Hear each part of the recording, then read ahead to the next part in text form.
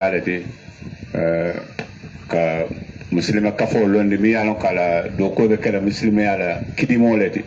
membe muslima ya sambala nyaato ka sembentu ya fondin keliye fam sasi wala kaje ka wota mandi na yintundo kan bawa manke galo ya damati yintundo bele den tan yin kafola ko mu ala tentole nake ba do ka fonye ko momi yalon ko konoto diata wollo moluti mini yalon ko molu kumandi alaka ka molu kumandi ninka mafula la creation bawo duniya ja nakola de nyaw nyaw kaban bari kan nyaatli dulala dame yalon ko min se wo sone andi wolom kalondo soto ke kawandi katamandi nyaka ila dino la iso kalamalo wala kumaya o kola le mobe kontena ke diamo jani be diamo jampala bari lefta min fola gale an kolye ko ise ala tedu ise ala tedu bake bawo silo mi alon ko zatul mustaqim wala silo de mi alon ka dem futadila ala mene ko kala be londo le sabala comme ça o sa ko da min ko kanjan sai andum ala en tolu de male ala usas kabadina ay usas ma fode dina ay usas umar dabo dina wala sai ndol te kana no la ala wala te bolono la ala ka ko dol man la so to melono yila dara sababe sa de ko ulula sai azza to lebul Allah ta dingol ya kara wala al malaka dingol ya kara bawo jululo tan kama wala ka molu karandi ila dinola kamolu karandi la somala woto ngamira sai sasolo ulula al fanal ka pour que dingol dundi niamo e karamu molle tata de woto al falu fanal se ninkela hakilo to vita de se la yemira dingol la soma ni taban karambi bare la tan dingol karam woto sai bundal yere tele pour dingol ge sama karam alina katabake alfalu ngandimol karani minne mun tolla somala ngana mira tubabu karamol be induriya da dala hali yindina karamol de yindino edino kara yedino tani along ela dunya sebete ela la kare because kat min karam wala mo ibe sila nyadi ni signol ibe la dino tamman la nyadi le ibe fan tankala haka ko la nyadi le ibe wollo do le sotola isaje ko isi tanka isa isi nyo tankal isa dunya fu tankal woto alinga hakilo du ñu daral to mon be na sate kono ni dino wol be bur aliye duni dara ibe karandila dino la ibe kulula dali ko la nyaaje dali ko tinyala tinyalo ko ma se dal la jende ni futu wado ngamera usasi ya koja bin dindu ma be kono kono nyata ka kulu dindu mo man kulu tamita kulu wala akana kete problème oti isi signol tora ide fo se tora inyo se kuete fendola de ka nyata ka wato minna imako wato tane be diamo la diamo wato beta benna diamo tanna ja kanna kontano yitande kasate alfalu tenuke jeyi ifanal wakite na ka mabe ke la moy bawo ni mu fenede ni na de la moy na kata na fentaja hana be kala fe na fentaja hana be kala kilibi so man ni wo muna fa moy ka so bara manke kana ngal la moy tendo hani bari be fenede tala de mi yalo ko e ba saba Mbakula assalamu alaikum wa rahmatullahi ta'ala wa barakatuh. Saya ko woni mbari wato ta kam baake. Abada sorry. Dalam kunanko kuma kelle babo. Ngaya ka imamola ay taro kele de. Kato ako yamla min ko Nasir Sadi la kuma kamoto. Otak tabi subhana alladhi qad wufiqa. Isa wala silota min yalon ko wole man ta benda yesila kendo soto isi ya ka wol marilla aka ay wole moy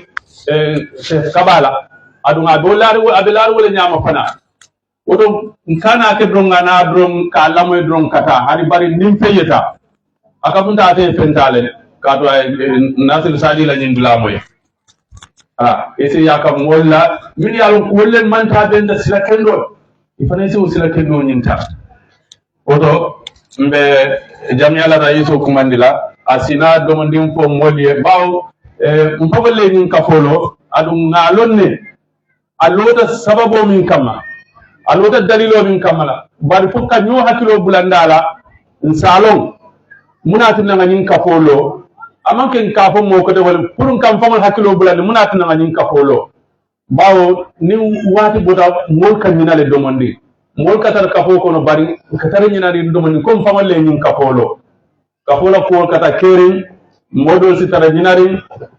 grupo lota nyine kama kibarol ka jendije midegol ka kumandi bar molti dankula woto an kabi kanyo hakilo blandi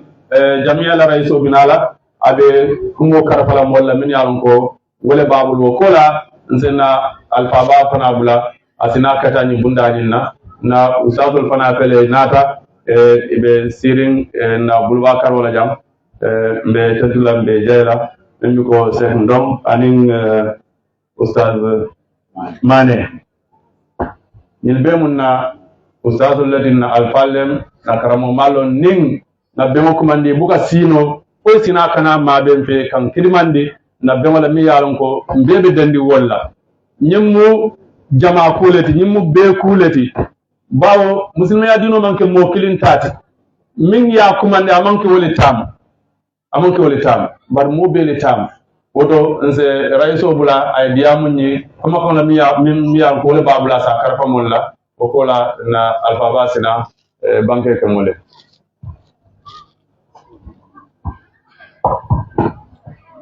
أعوذ بالله من الشيطان الرجيم بسم الله الرحمن الرحيم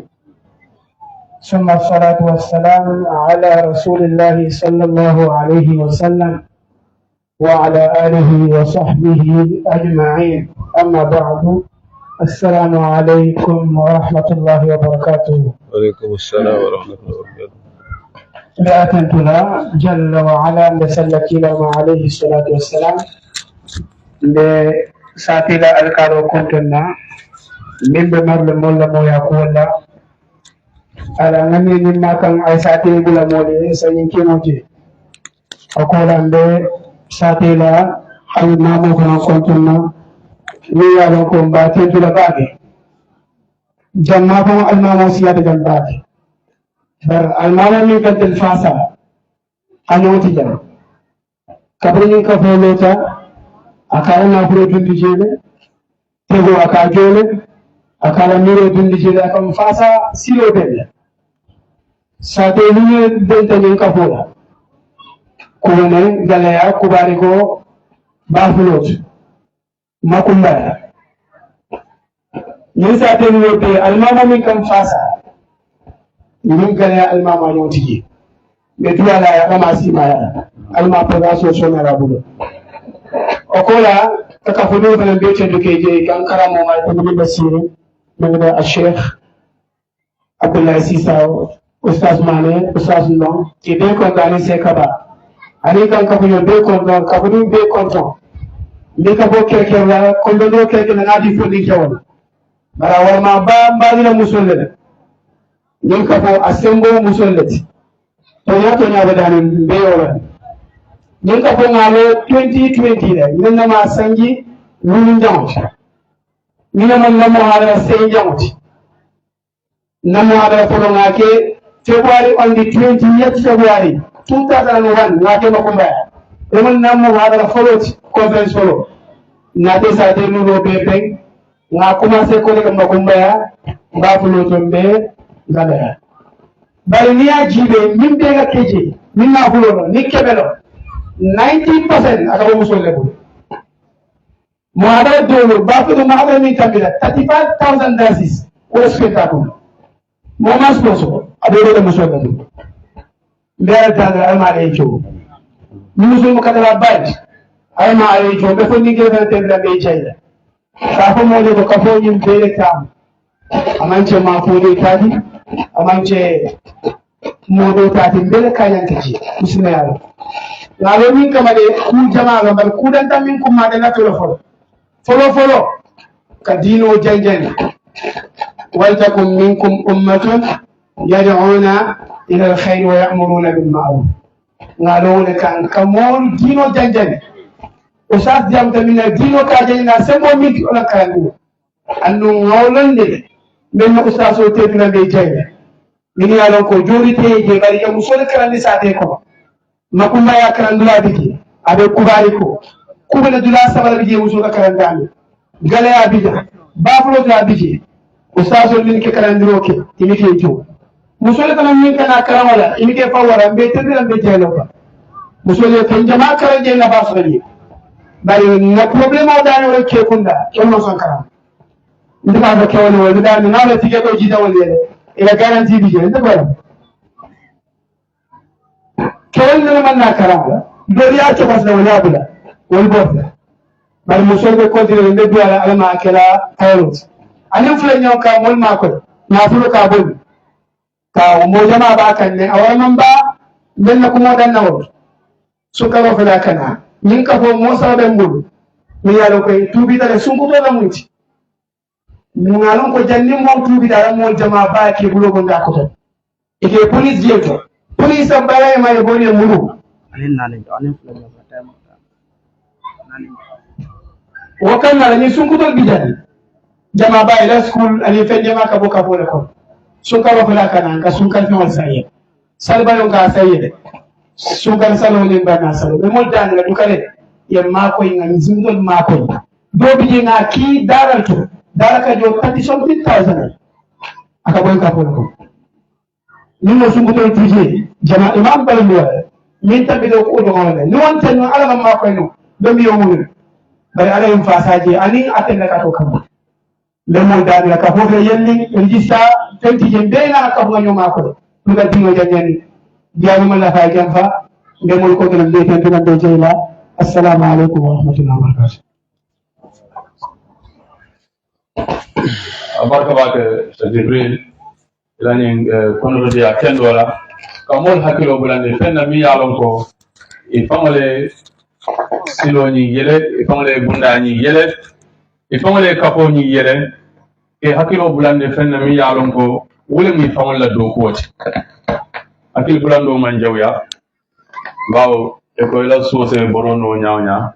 e sala fa musola donli story aywa me diamron dilanna alfa bala be jannibo ka bamandiro ke na diamla folola diamo nyinna mol se hakilo to baaki kuma ta baaki mimu kuluroti ay bundal ma mi yalon ko mola dada nala tiñaɓe dendi wala bala kuluro nayi kuluwo soto a dadata naman kuluwo soto ɗon a tiñata o kuluro kendoɓe sotalano ñaadile karamolem sila tariŋoti pour nga dindiŋol kuluno aɗum o karamoñum fana waati kendomo jumalti wolen dindiya watoti mol ka fel jeele to i ñanta dindiŋo sambala dami ima sambawo to dindiya wato wolen karawti i ñanta londile alal la fula e alal long wo kola asinete alfa fongolo ibe alale tendi la dimola ala sinete alfa nyum fana tendi dimola ni wonte dimote lonnade sinin sama ni dimo me long kana mo jale fa mo jale dindin to karam wolem karamti akamta keba to karam womu bisal wato le tudro akamta womu wati tole tudro fere tije fo kake won wolati bari adanta kaki wato no wolon dindi ga wato diyam la ko walla sukula la ko man fatahu talimu waqta shababihi fakabbir alayhi arba'an